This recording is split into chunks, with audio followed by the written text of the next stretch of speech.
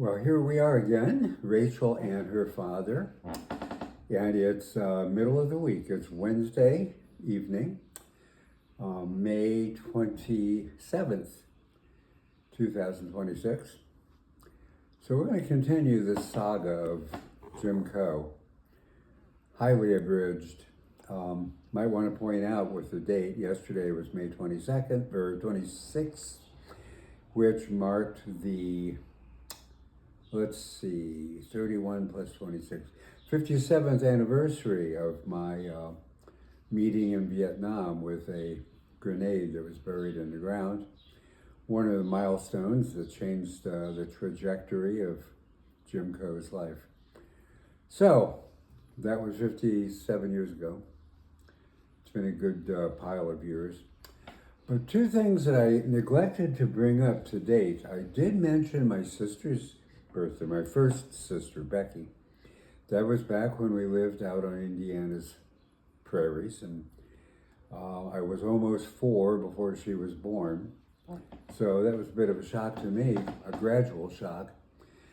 But I made it all the way up to 1966 and my senior year in high school, and neglected to mention a couple of things. Namely, we have 3 other siblings that were born, and they kind of fixed our position, or at least my position in life, because that kind of established me as a member of a family that lived in Lodi longer than we lived anywhere else as a family, and that there was a family of 5 kids, not just me, and followed by Becky.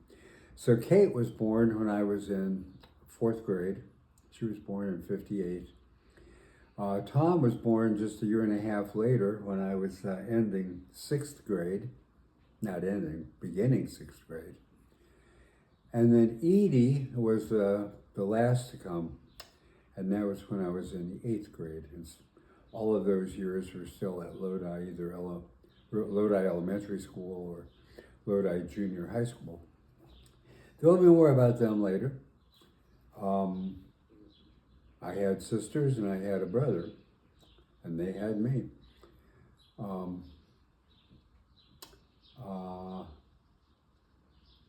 was on to something there.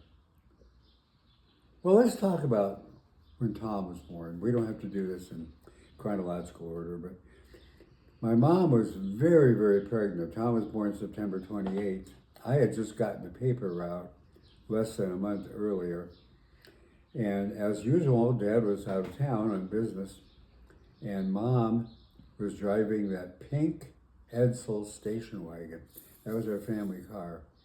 And she was kind enough to let her help me with the Sunday papers, which a Cleveland Plain Dealer on Sunday was about probably 1.5 inches high. There was a lot of paper there. Let's just say I had 40, 45 customers. That took up a big part of the pink Edsel station wagon. But she was kind enough to drive me around, and probably a day or 2 later, she went into labor at Lodi Hospital, and Thomas Spencer Coe was born. And I'll just always remember that. For 2, I was very eager to have a brother after having 2 sisters. And that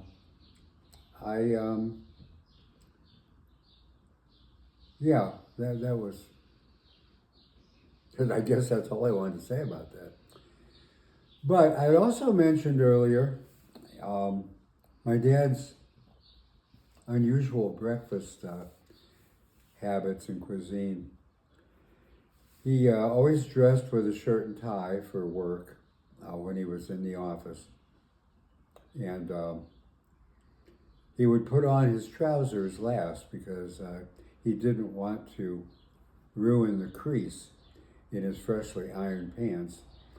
And he didn't expect my mom to do it. She did a lot of laundry and ironing, but he didn't mind ironing his own pants.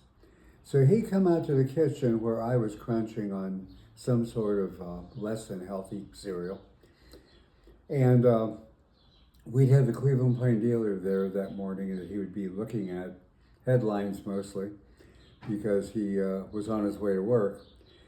But here he is in a starched white shirt, button-down collar, necktie. He's got his shoes on, shined possibly by me. He had a variety of cans of shoe shine that I employed. And he had these long socks that went up to his knees, but he still had these garters to hold the socks up, because I guess it was a fashion faux pas for a man's socks to slide down his shins towards his ankle. Don't ask me. So he'd stand there, his back to me. I'm at the kitchen table, and he's like facing the burners of the stove with the Plain Dealer open. And he's got his coffee that he's drinking with a little bit of cream out of this very mug. This mug was made by the Victor Company of Syracuse, New York. And my grandmother gave each of her 4 or 5 kids a pair of these when they got married as wedding presents for the groom and the bride. And I still have the 2 that were given in 1947 by my grandfather to my mom and dad. So he would drink coffee out of this and just a little splash of half and half, and he would have 1 Oreo cookie. That was his breakfast. And I knew where the Oreos were, but there's an art to that, because if you get into the forbidden product too many times, it's quite noticeable, especially to somebody who might be out of town and not accessible to his Oreos for 5 days. He might come back, and if he sees too many missing, he's going to know that somebody ate them besides him.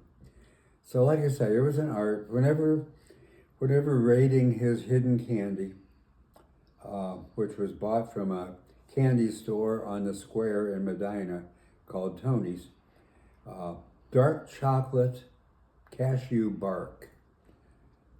Excellent stuff. But again, you had to take small pieces every once in a while to adjust to that. So, Tom's born. Before Tom was born, Kate was born. Middle child, middle of the pack. My dad was quite affectionate with all 3 girls. Different story with Tom and I. Tom was a little energetic at times, and he did some funny things that he got the consequences for.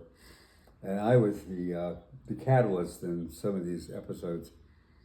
But my dad had a Triumph TR3 convertible. That was his sports car, and that was his running around town car. And Tom and I went with him out to Mac's Food Locker to get the Saturday cuts of steak that he enjoyed so much, cut directly by the butcher. And on the way out there, for some reason, Tom grabbed, and we're going down the highway 60 miles an hour. And Tom was in the passenger seat, and I was right behind him. Actually, it was on a bench. It wasn't a seat. That's just how they made the Triumph body back then.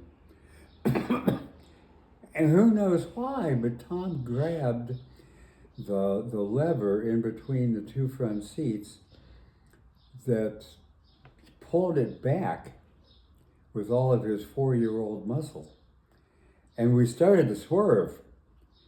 He was pulling the emergency brake, thus suddenly braking the car that was still accelerated towards 60 miles an hour. And of course it startled my dad, and I just watched. It didn't startle me, it didn't do anything to me, except it was entertainment, because my dad started beating Tom right then and there. He didn't even want to slow down. And Tom just did what a lot of 4-year-old boys were doing. He didn't know. I guess that's the excuse. But another favorite family fable about Tom was he liked to get into cigarettes and just pretend to smoke them. But after supper, it was my job to clear off the kitchen table and start cleaning the dishes and stuff. And Mom and Dad would go up into a small den at the bottom of the stairs and watch TV. And Becky was off doing something, and Kate. And Tom showed some interest in Dad's cigarettes that were sitting on the table. And I did not discourage him from lighting one. And I more or less gave him tacit permission to go outside and have a smoke. And again, he's about 4 years old. And so he's outside. He actually lit up a cigarette and started smoking it. And he had this very satisfied smile on his face, like he had reached a milestone in his life. And he's just back there. He's almost dancing. His left arm is up in the air, and his right arm is, pinching the cigarette between his fingers and taking an inhalation and releasing it. And so I run out the front door and run to the window of the den where my parents are. I don't know why I had to do that instead of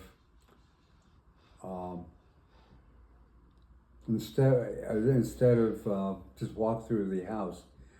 But I'm out there tapping on the window and getting the attention of Mom and Dad. They look out the window, see me, and I'm pointing like this, like, go to the back of the house, go to the back of the house. And then I run around to the back of the house in time to see my dad lift Tom up by his arms, and again, whack, whack, whack.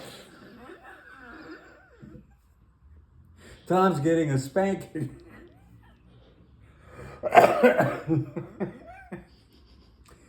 So that's never done a whole lot to repair the relationship between your Uncle Tom and me, his brother.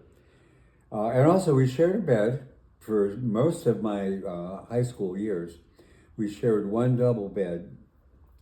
And that's when he was going through his priest and altar boy phase, where he was learning the Latin responses to the priest's verbalizations. What's the word I'm looking for? Not homily, but the liturgy. Thank you, the liturgy of the Mass. Tom got so good at doing the altar boy's responses that he soon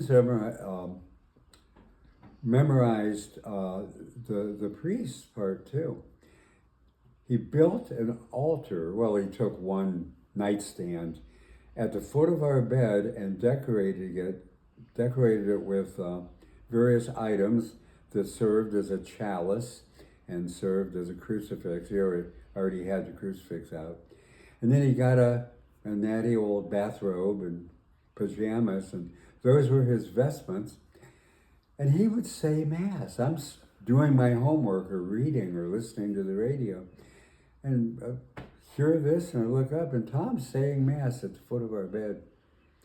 Those are 3 Tom stories that we have to keep in mind. So.